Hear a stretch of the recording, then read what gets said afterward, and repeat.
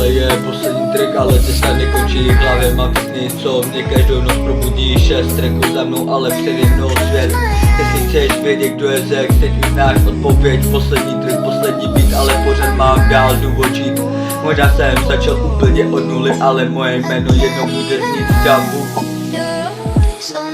První track byla otázka, kdo vlastně jsem. Teď už vím, že odpověď hledám každý den. Nejsem jenom jméno, nejsem jenom hlas. Jsem všechno, co jsem vytvořil za ten čas.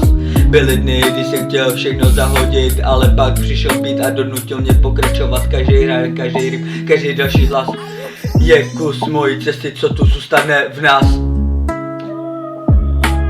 Možná jednou budu stát před plným sálem. Dneska stojím na začátku, ale pořád jdu za plánem. Nevím kam až dojdu, ale nechci couvat zpět, protože mám v sobě hlad poznat celý svět.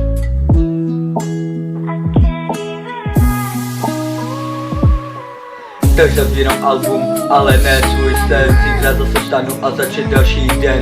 Až se někdo zeptá, kdo je Zex, řekni mu jen poslechni si album, kdo je Zex. Poslední track, první kapitola, OK, zdar!